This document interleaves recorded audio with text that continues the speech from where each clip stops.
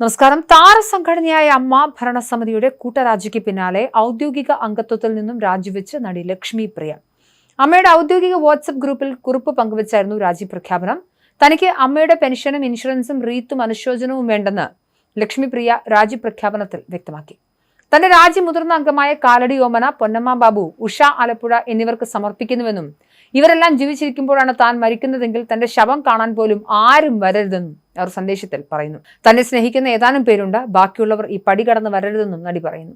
ഞാൻ അമ്മ സംഘടനയിലെ അംഗത്വം തന്നെ രാജിവെച്ചിരിക്കുന്നു. എന്റെ രാജി മുതിർന്ന അംഗമായ ശ്രീമതി കാലടി ഓമന, പൊന്നമ്മ ബാബു, ഉഷ ആലപ്പുഴ എന്നിവർക്ക് സമർപ്പിക്കുന്നു. ഒരു അഭ്യർത്ഥനയുണ്ട്. നിങ്ങൾ ജീവിച്ചിരിക്കുമ്പോഴാണ് ഞാൻ മരിക്കുന്നതെങ്കിൽ എന്റെ ശവം കാണാൻ പോലും ഓരോരുത്തരും വരരുത്. 60 വയസ്സ് വരെ ഞാൻ ജീവിച്ചിരുന്നാൽ എനിക്ക് ലഭിച്ചേക്കാവുന്ന പെൻഷൻ എനിക്ക് വേണ്ട, ഇൻഷുറൻസ് വേണ്ട, റീത്ത് വേണ്ട, അനുശോചനം ഒട്ടുമേ വേണ്ട. എന്നെ സ്നേഹിക്കുന്ന ഏതാനും പേരുണ്ട്, ബാക്കിയുള്ളവർ ഈ പടി കടന്ന് വരരുത്.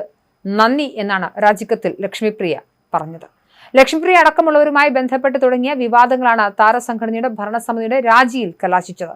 മുൻ ഭരണസമിതിക്കെതിരെയും അമ്മയിലെ ഒരു വിഭാഗത്തിനെതിരെയും കടുത്ത ആരോപണങ്ങളുമായി വൈസ് പ്രസിഡന്റ് ആയിരുന്ന ലക്ഷ്മിപ്രിയ രംഗത്ത് വന്നിരുന്നു.